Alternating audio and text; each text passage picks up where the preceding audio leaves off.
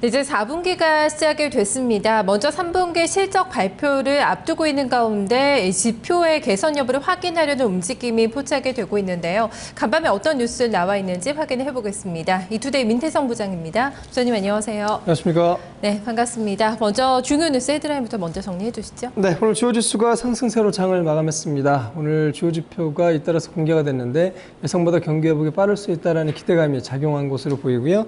이에 따라서 외환시장에서는 달러화가 상승세를 나타냈습니다. 대표적인 달러 지수인 달러 인덱스는 오늘 80에 근접하는 모습을 보였습니다. IT 업종에서는 악재가 이어졌습니다. 휴레패커드가 실적 경고에 나서면서 주가가 급락하는 모습을 연출하기도 했고요. 유럽에서는 프랑스와 스페인, 이탈리아가 5일 정상회담을 각부로 해서 관심을 끌었습니다. 네, 먼저 미국 지표 좀 살펴보도록 하겠습니다. 서비스업 지표가 예상보다 좀 잘 나왔죠? 네, 그렇습니다. 공급관리협회 ISM이 9월 서비스업 지수를 공개했습니다. ISM에 따르면 55.1을 기록하면서 전달에 53.7에서 상승한 것으로 밝혀졌는데요. 예상치인 53.4 역시 넘어서는 수치가 되겠습니다. 하위 지수별로는 기업 활동 지수가 59.9로 올라서 2월 이후에 최고치를 기록했고요. 신규 주문 지수 역시 6개월 고점인 57.7까지 상승했습니다.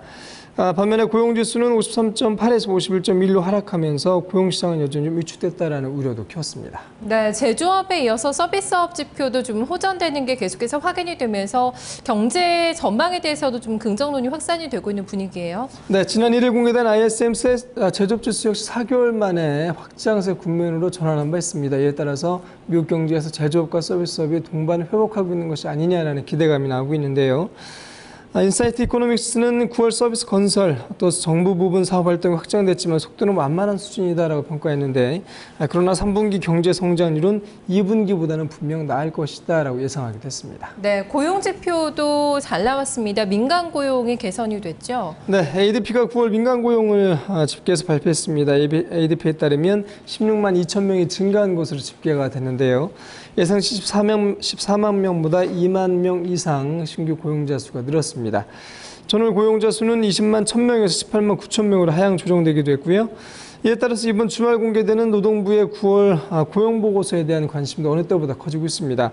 월가에서는 9월 달에 비농업 부분의 고용이 11만 5천 건 증가할 것으로 예상하고 있고 실업률은 8월 달에 8.1%에서 8.2%로 0.1%포인트 오를 것으로 예상을 하고 있습니다. 네, 외환시장 움직임도 좀 살펴주시죠. 달러는 어땠나요? 네, 오늘 지표 상승에 따라서 달러가 강세를 보인 것이 특히 주목되는 움직임이다라고 볼 수 있을 것 같습니다. 오늘 달러 환율은 78.58엔까지 장중 오르기도 했는데 19일 이후에 고점을 기록하기도 했고요. 전일 대비 0.5%까지 상승하는 모습을 나타내기도 했습니다.